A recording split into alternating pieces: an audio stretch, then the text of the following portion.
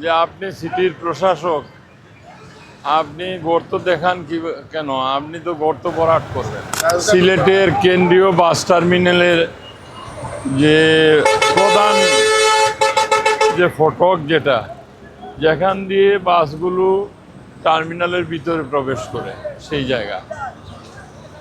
জায়গায় এবং গর্ত, জলাবদ্ধতা।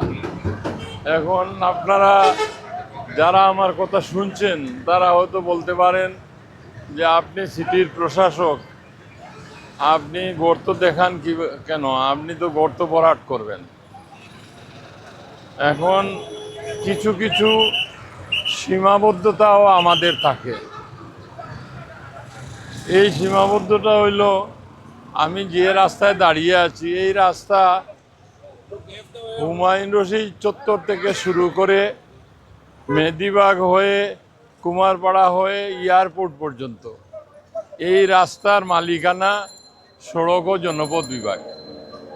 আমরা বারংবার চেষ্টা করেছি, যেহেতু সিটির মধ্যে এই রাস্তাটি সিটি কর্পোরেশনকে যদি হস্তান্তর করে, তাহলে আমরা অন্য অন্য রাস্তা যেভাবে মেনটেন করি ঠিক সেই রাস্তাটাও অনুরূপভাবে মেনটেন করব। কিন্তু অজ্ঞাত কারণে সড়ক ও জনপথ বিভাগ এই রাস্তাটি আমাদের কাছে হস্তান্তর করে না। পাশাপাশি মেরামতের বিষয়টি যখন আসে তখন তাদের দৃষ্টিতে নিয়ে আসলে তারা খুব একটা কর্ণপাত করে না। এখন বর্তমান গণতান্ত্রিক সরকার, তারেক রহমানের নেতৃত্বাধীন সরকার, এই জনগণ ভোট দিয়েছে। এই সরকার কে রাস্তার মালিক, কোন বিভাগ, সেইটা দেখতে চায় না। মানুষ চায় যে শহর পরিষ্কার হবে, রাস্তাঘাট সুন্দর হবে, জলাবদ্ধতা হবে না। আমি সড়ক ও জনপথ বিভাগকে বলছি যে অবিলম্বে যাতে এই সমস্ত ভাঙ্গা মেরামত করা হয়। আর বর্তমানে যেই পরিস্থিতি হয়েছে, এই পরিস্থিতির সাময়িক আমি সমাধান আমার প্রকৌশল বিভাগকে নির্দেশ দিয়েছি, যাতে এই গর্ত বা যে গাড়ি চলাচলের উপযোগী করে দিতে, যাতে এখান থেকে পুরো বাংলাদেশের কেন্দ্রীয় বাস টার্মিনাল সিলেটের গাড়ি চলাচল করে।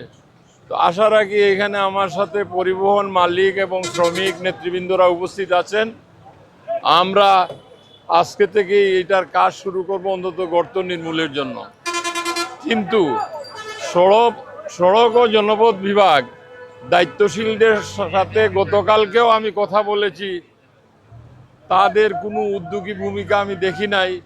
আশা করি আমার কথাগুলো ওনারা শুনে অবিলম্বে এগুলো ব্যবস্থা করতে, আর না হলে এইগুলো নিয়ে জনগণ ফুঁসে উঠবে। আশা রাখি এই বিষয়টা মাথায় নিয়ে এই সড়ক ও জনপথ এই রাস্তাতে যেভাবে ভাঙ্গাচূড়া আছে এইগুলা মেরামতের কাজ হাত দিবে। এখন সাময়িক চলাচলের জন্য আমি সিটি কর্পোরেশন থেকে এই মেরামতগুলো আমি করে দিব। আমি আশা রাখি পরিবহনের মানুষ যারাই আছেন, আপনাদের সুবিধার্থে এবং নাগরিকদের সুবিধার্থে এই কাজটুকু করব।